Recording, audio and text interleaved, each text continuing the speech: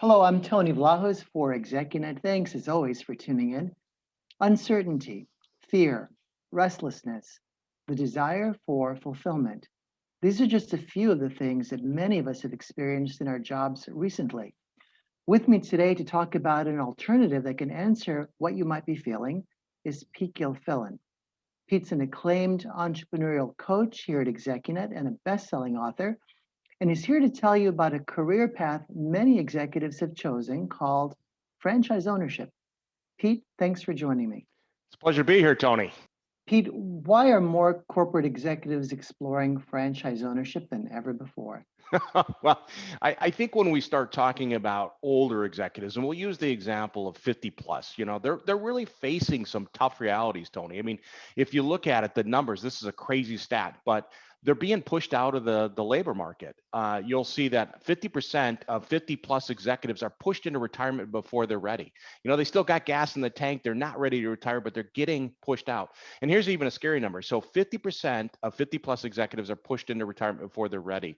And if they get another job, only 10% are making the same amount of money or more. It's scary. There is continued age and unemployment discrimination. And you look at some of these job postings, right? You don't see any postings that say, we're looking for somebody with 30 years of seasoned experience, right? That's not what we're seeing today. So there is continued, I think, age discrimination. And the new reality is there's underemployment and contract work, and we'll even say consulting. So you see a lot of executives that get pushed out.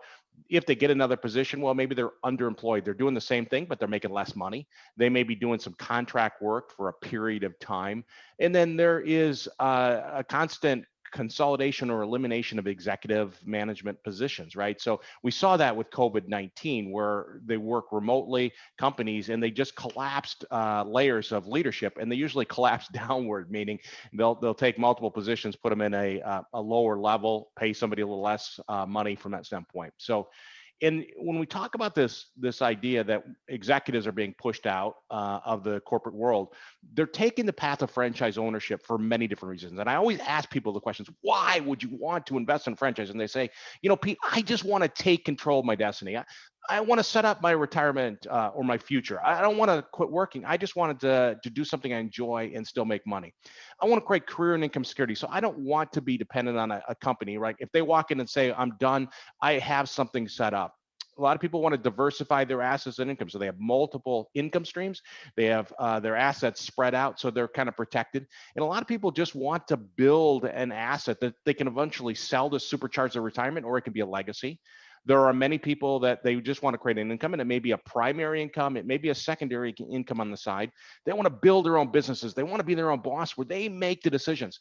They want to make a difference and impact. This is very interesting, right? So when we're a corporate executive, a lot of times we're traveling all around the country. We don't get to be engaged in our community. When you're a business owner, a lot of times you're engaged in your community. You're creating jobs and that positive experience. And people just want to be rewarded for their hard work. Heck, if I'm going to be working hard, I might as well be the one to benefit, not that big corporation. They just want to be happy. They want to be satisfied. They want to be proud of what they built. They want to be engaged. One gentleman said to me, Pete, I still got gas in my tank. I want to do something. I got to be involved. I got to have that purpose. And they want to beat ageism. They don't want to be pushed out of the market. Great.